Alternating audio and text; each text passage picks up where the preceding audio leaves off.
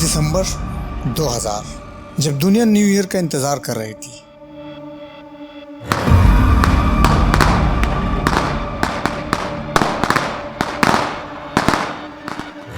Japan में भी celebration की तैयारियां चल रही थी।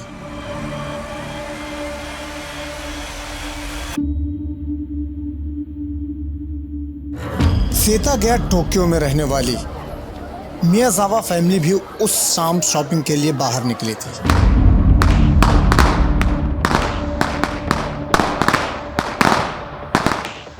चवालीस साल की मिकियो मियाजावा और उनकी वाइफ यासुको अपने दो बच्चों नीना और रेई के साथ काफी टाइम बाद बाहर घूमने निकले थे। दोनों काम में इतने बिजी रहते थे कि बच्चों के साथ वक्त बिताना मुश्किल हो जाता था। पिछले 25 सालों में एक भी ऐसा साल नहीं गया जब सेइके मियाजावा अपने बेटे के घर ना गईं। हर साल वो वहां जाती हैं, घर के बाहर खड़ी होती हैं और उस दिन को याद करती हैं जिसने सब कुछ बदल दिया।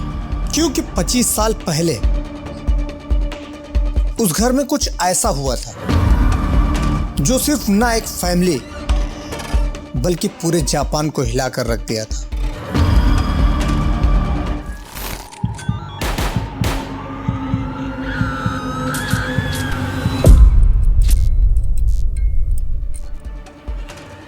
तेरह 1000 से ज्यादा एनोनिमस टिप्स, 300 से ज्यादा पोस्टर्स, 2,50,000 से ज्यादा डिटेक्टिव्स और हजारों एविडेंस के बाद भी आज तक किलर नहीं मिला।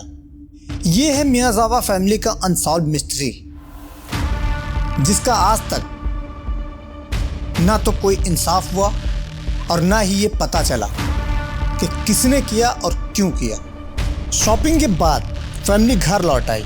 डिनर के बाद सब काफी थक चुके थे। सब अपने रूम में सोने चले गए, लेकिन मिकियो नीचे बैठकर अपना काम कर रहा था। रात के करीब 11 बजे उसने फिर सीढ़ियों पर एक अनजान आदमी को देखा और उस आदमी ने बिना किसी वार्निंग के मिकियो पर अटैक कर दिया। कुछ ही पलों में मिकियो की मौत हो गई और फिर किलर ऊपर गया जहां यासुको और नीना सो रही थी। यासुको ने अपनी बेटी को बचाने की पूरी कोशिश की, लेकिन वो भी नहीं बचा पाई। फिर अचानक सब कुछ खत्म हो गया। नीना ने अपनी माँ को देखा। शायद उसे समझ आ गया था कि अब होने वाला क्या है, और कुछ ही पलों में उसकी भी जान ले ली गई। उस रात उस घर में जो हुआ वो सुबह तक किसी को भी नहीं पता चल सका। आखिर ऐसा कौन सा रीजन होगा जिसने पूरे परिवार को खत्म कर दिया? कौन था वो आदमी और उसने ऐसा क्यों किया? अगली सुबह यासुको की माँ हारुको को कुछ अजीब लगा। उन्होंने बार बार कॉल किया, लेकिन किसी ने फोन नहीं उठाया। वो सीधा उनके घर पहुंच गई, ये देखने के लिए कि आखिर कोई फोन क्यों नहीं उठा रहा है। डोरबेल बजाई, लेकिन दरवाजा नहीं खुला। आखिर उन्होंने स्पेयर की से दरवाजा खोला, घर के अंदर गई। घर बिल्कुल खामोश था, जैसे कोई था ही नहीं, और लिविंग रूम बिखरा हुआ था। और फिर उसकी नजर सीढ़ियों के पास पड़ी जहां मिकियो की लाश पड़ी थी। वो ये सब सीन देखकर एकदम सन रह गई, एकदम जम सी गई। चिल्लाना चाहा, लेकिन मुंह से आवाज नहीं निकली। वो तुरंत दौड़कर ऊपर फ्लोर पर गई और वहां यासुको और नीना एक साथ बेजान पड़ी थी। यासुको ने अपनी बेटी को बचाने की पूरी कोशिश की थी, लेकिन वो उसका आखिरी एक्ट था। अब सिर्फ रेई बचा था। हारुको धीरे धीरे उसके रूम की तरफ बढ़ी, दरवाजा खोला।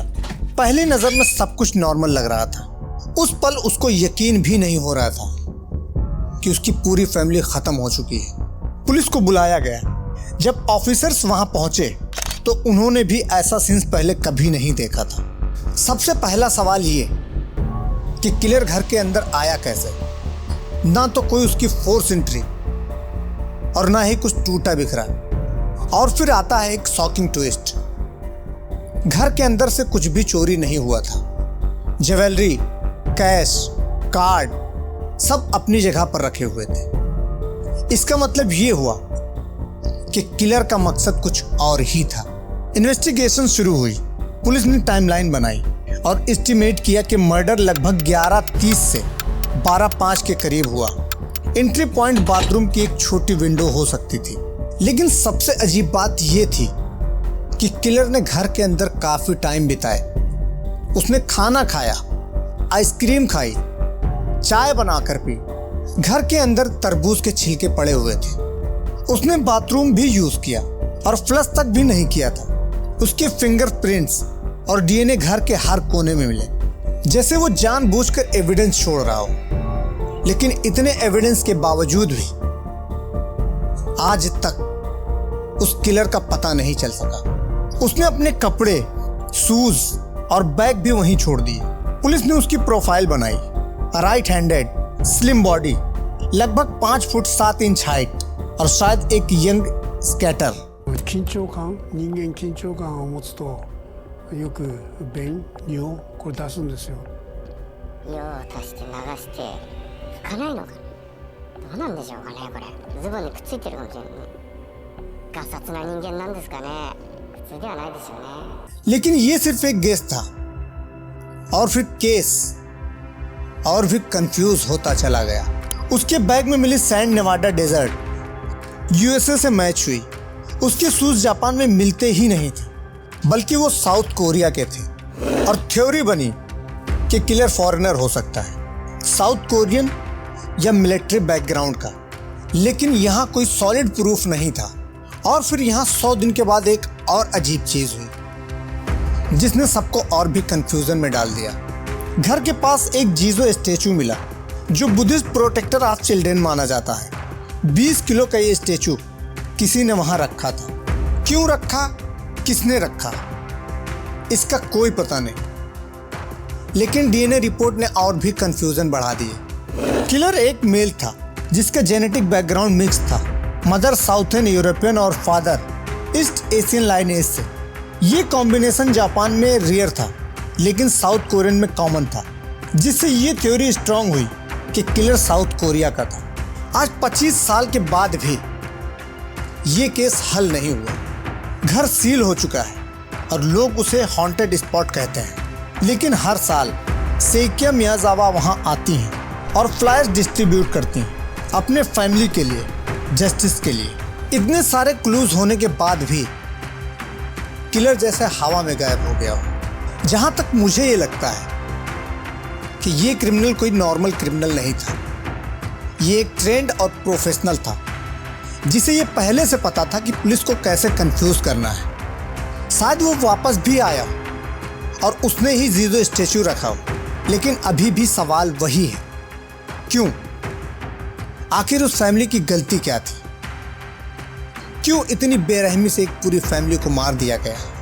ये स्टोरी अभी भी अनसॉल्व है और शायद हमेशा ही अनसॉल्व ही रहेगी। लेकिन मैं ये उम्मीद करता हूँ कि इस फैमिली को इंसाफ मिले। तो दोस्तों, आप लोगों की क्या राय है? कमेंट्स में ज़रूर बताएं। और अगर वीडियो पसंद आया हो तो उसे लाइक करें और ऐसी ही वीडियो को देखने के लिए हमारे इस चैनल को सब्सक्राइब भी ज़रूर करें। हम मिलते हैं अगली स्टोरी में एक और ख़तरनाक स्टोरी लेकर। तब तक के लिए आप स्वस्थ रहिए और सुरक्षित रहिए। जय हिंद, जय भारत।